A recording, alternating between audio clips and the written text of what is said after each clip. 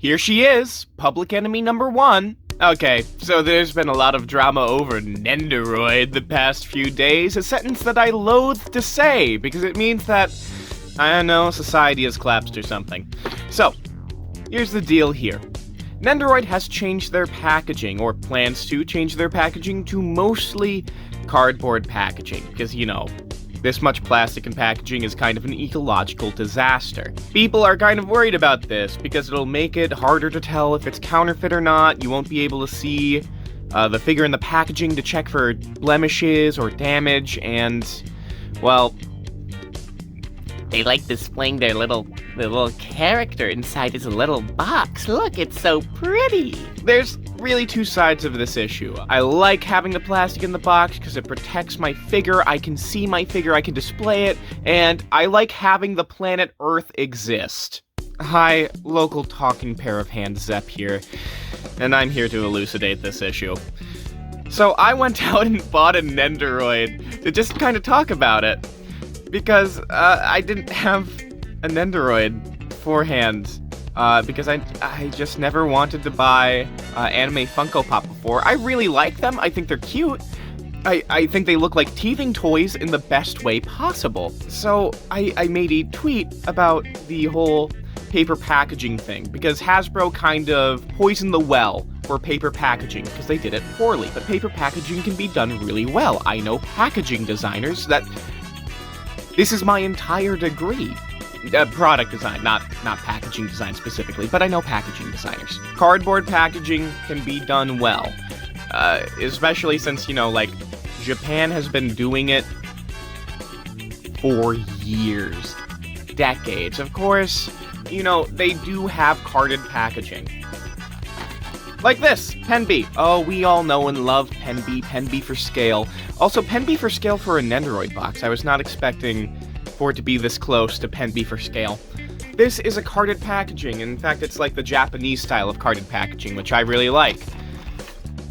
Because you can take the card out without damaging this if you want to keep it for storage. Because, you know, I think if there is one way to keep plastics, like, more than one use, you could turn the packaging into storage, although stuff like Monster High has turned that into making more plastic waste, because up to 40% of the packaging and product budget, not only just the packaging budget, but the product budget goes to these coffins, which serve as the unboxing experience and the packaging for certain high-end dolls, and these often end up in thrift stores because people own one of them and they're like, well, what do I do with the rest?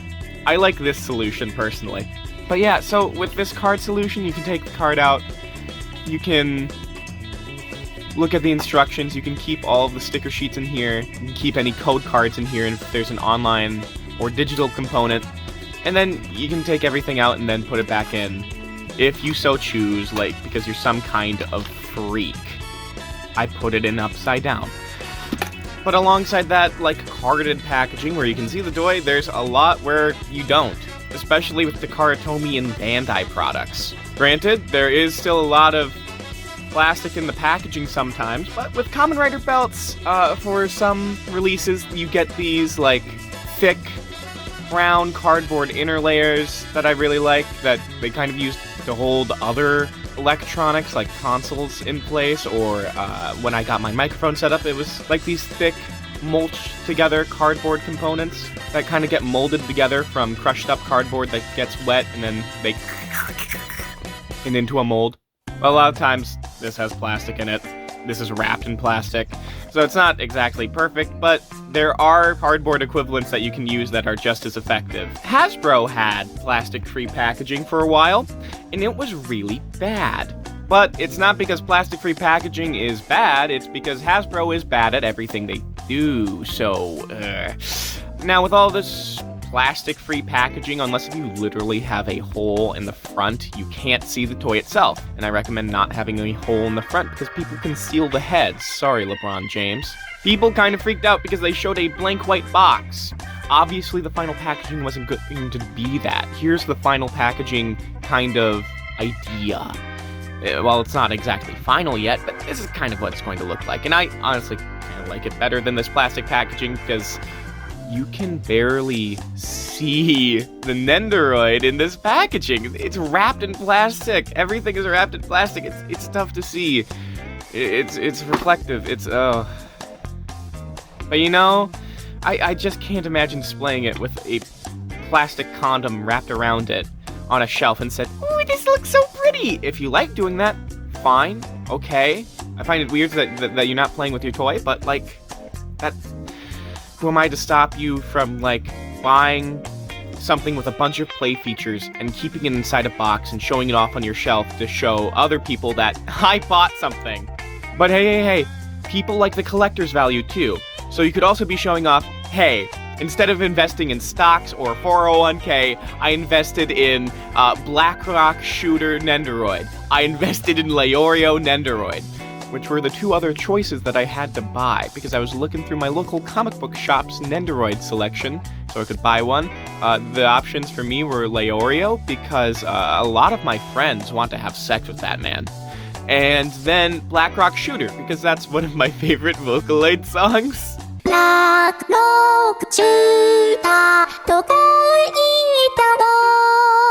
And I thought, oh, I would really like to buy the BlackRock Shooter Nendoroid. And then I thought, what if someone saw the BlackRock Shooter Nendoroid on my shelf? That's a kind of tough one to explain to someone who didn't grow up with AMVs. So I chose Hobby Annie, Dark Magician Girl. Shout out feminism. Now, I actually think that this windowed packaging, although it looks good to some, I think it does kind of have a big design flaw in it. And the fact that it inspires people to keep it inside of the packaging, which is not what you're supposed to do with these. You're supposed to play with them. Now, a lot of people say that you're not supposed to play with Nendoroids. They're an adult collector's item. They are not for play. They are not for personal enjoyment. They're to use as a decorative item. It's really tough to play with them. They're not designed to be played with. Well, I'll be damned. Okay. This clearly says how to play with Nendoroid. It also says that's not a toy, but it also says it's not a toy, it's a collector's item for ages 15 and over. Product may have sharp points and edges that may cause injury or damage. So, essentially, it's saying don't give this to young children. It's the same warning that they put on, like, adult animated features or hentai that says this is not a cartoon, don't show this to your kids. Obviously, it's a cartoon. It's an animated feature. It's just that cartoon and toy are words associated with children. So if you put that on a packaging, parents out in the wild aren't going to buy this thing for their child because it looks like a thing that a child would love because it looks like a doll because it is one. What a lot of people don't understand is that playing with toys is not just slamming action figures together. Because, you know, if you hand this to a 4-year-old, they'll probably destroy it. They'll also destroy anything else that you give them because they're 4 years old. That's why toddler toys are like one solid piece, because they're meant to be durable. And then, as you work your way up the age demographics, toys start to have a lot more pieces, they have a lot smaller parts, they become a lot more delicate or finicky, because they know that those older demographics have more patience for it. And once you work your way all the way up to adults, or not even adults, teenagers, you can have this, because it has a lot of small parts, it's really finicky to put together, but you have the patience to do that for a really good-looking figurine with a lot of detail that's painted on. Like, the same thing applies to Lego sets. Are you going to tell me that the giant adult Lego sets aren't toys? They're Lego. That's a toy. Play patterns are kind of wide. There's collection, like accumulating these guys and then showing them off. That's a play pattern. That's a way that you can play. There's no solid definition for play, and there's no solid definition for toy. They're both descriptive words. They're not prescriptive. Like the word planet, that has a scientific meaning. The word animal, that has a scientific meaning. And, you know, in science, that's like needed. In governmental standards, food is given meaning in different contexts, so we can define what is or is not food for, like, tax and nutrition purposes. For a long time, something like Dairy Queen wasn't considered ice cream when that's iced cream. What else is it? It's frozen dairy with sugar in it that I love to eat on a hot summer's day. That's ice cream. I think now it's considered like essentially reduced fat or reduced sugar ice cream, diet ice cream, but what I'm trying to get to here is that toy is not a scientific term. It's just something that we use to describe things. Like a football, you could call sports equipment, but it could also be a toy, because things can be multiple things, because you can describe things with multiple adjectives. It'd be like saying, hey, this is blue, but it can't be pink. I already said it was blue. It's just a strange claim to make. So I guess we should unbox this and play with our toy, because I don't want to keep it in the box. Alright. Oh god, this is a lot of plastic. Now, a lot of people like this a bunch of plastic because it keeps the stuff safe from shaking around, but well-designed cardboard packaging will do that too. And plus, it'll inspire you to take your toy out of the box and play with it. Because if you keep it inside the box, there's stuff called plasticizer in this. It's just any chemical compound that will make a plastic or polymer softer. That evaporates over time. Sorry for, people who don't want cancer. But if you keep it inside this plastic prison, the plasticizer will have nowhere to run off to, and it will make everything soft and gummy. So it's actually better for toy preservation to take your toys out of the box most of the time. Like, not everything has to be a weird virgin experience where you have to keep it inside the box or else it loses all its value. That's a weird case to make. Here's the Nendoroid in gray. Like, I don't understand the plain white box argument, because surely, if everyone knows when a prototype Nendoroid comes out and it's gray, and that's not the final color palette, surely they must know that a plain white box isn't going to be the final color palette either. Okay, enough. I know that on the back of the cardboard sleeve is where all of the sheet components are. We got a dark magic circle. That's pretty neat. I like that as a display piece. That's a nice addition. That's a nice touch for our toy. Another play pattern, to continue that discussion, is display. Creating little dioramas for your little creatures, because that's playing around. It might not be like slamming action figures together, but it is a little thing that you're playing. Oh god, they aren't lying. These things are finicky. They're small. Alright, I think that's all the plastic. Oh no, don't show that on YouTube. Oh, this is cute. Oh, thank you, the Dark Magician Girl. Oh man, feminist icon, the Dark Magician Girl. Alright, looks like we've got a stand included. Okay, yeah, we've got a standard, looks like hook base, or a plug-in for those that have plugins. Is there a hole? There is a hole. Now, a lot of people argue that toys don't come with stands, which is weird because dolls come with stands, toys that fly, or are supposed to look like they're flying, come with stands, Gunpla, which are toys, because you build them together as a plastic model and then they're an action figure. Those are, come with stands a lot of the time. So I don't understand why an action figure can't have a stand when it allows you to do more posing and play with it more. It's a play tool. Let's see, we can also swap out the face plates. That's a nice fun play feature. How do you do that?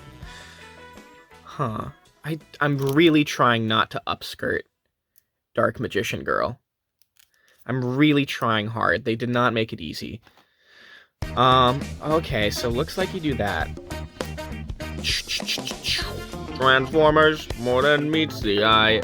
Oh, God! Alright, let's make her angry, because we just mutilated her. Oh my god. This bangs piece on itself is really funny to me. I don't know why. It's just like instant lesbification. Here, you could reasonably say, oh no, this is a straight woman. Oh no, she likes girls. I love lesbian icon Dark Magician Girl. Is there anything in canon to support that? No. Is there things in canon to go against that? Probably. Do I care? Nah, I know too many lesbians and trans women who use this as an icon. She represents the people. Let's see what other toys this doll has. Oh, we got an effect part, because this isn't a toy. This is actually a very serious figurine that can't be a toy. That's why it has parts to make you pretend that it's shooting out a magical attack. It's got separate arms to hold its little accessories, separate legs to do more poses. Oh, it's got a flute that summons Karibos. Wait.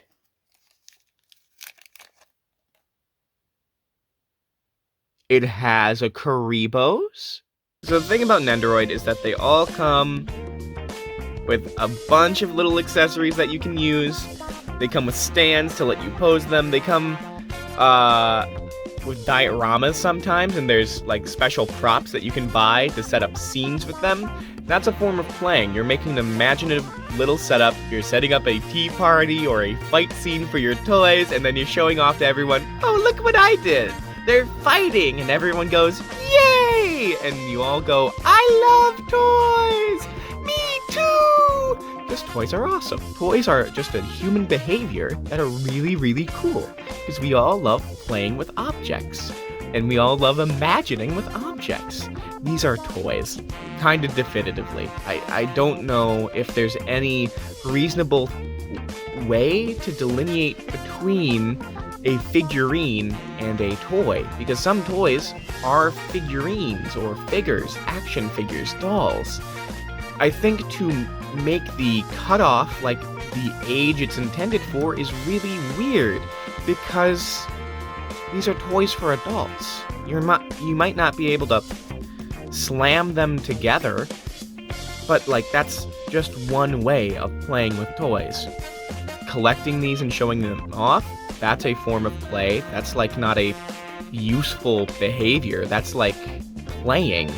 You're doing it because it makes you happy, and you're showing enjoyment, because it's an action that's kind of irrational, but if you do it, you're having fun. That's playing.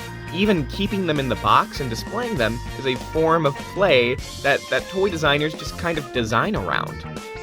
And because of that, we get all of this plastic-filled packaging that I feel like should be replaced by more paper-based packaging that's, like, well-designed, of course, to keep the toys safe, that, you know, encourages you to take these out of the box, air them out, and display them properly. You can buy display cases for them so they stay safe, but at the same time, like, people shouldn't be in a mindset of, if I take this out of the packaging, its value is ruined. Its value is a toy. Its value is to make you have fun with it. And if keeping it in the packaging makes you have fun with it, sure. Pay $60 up to $80 for a cardboard box that has plastic that you don't touch inside. That's fine. You can do that. I'm not going to tell you how to spend your money, but I think if you pose these on a shelf, you're going to have fun. Paper-based packaging might make it harder to tell if it's counterfeit or not in some cases, but you can be a smart shopper. If you're doing it at a con, you can check out the rest of their stall. See if everything else looks up to snuff, and make sure that the packaging has certain markers, because I'm sure that they're going to have an official Nendoroid marker on all of the boxes, like these kinds of collector's toys usually do. If you're buying it online, buy it from a reputable source. Look at the reviews. Make sure that you're buying, like, smartly. And if you're seeing a price that doesn't seem quite right, question it first. Or buy it anyways, because even if it's like a knockoff, if it's $10, I think you're getting your money's worth. If you're buying it because it'll accrue value over time, play the stock market. Jesus Christ, don't put your money into toy investments unless if it's exactly Lego. Oh my god. I guess in all, this is a toy. You shouldn't be ashamed of that. It doesn't make it less of a collector's item or an investment or a display piece. Things can be multiple things. And also, like, if that's what's driving you off from your favorite hobby, is it being called toys, I think you should reevaluate your life. You know, toys are just a human behavior. We all do it. We all love toys. We all love having fun. We all love playing. That's literally... That's part of human nature.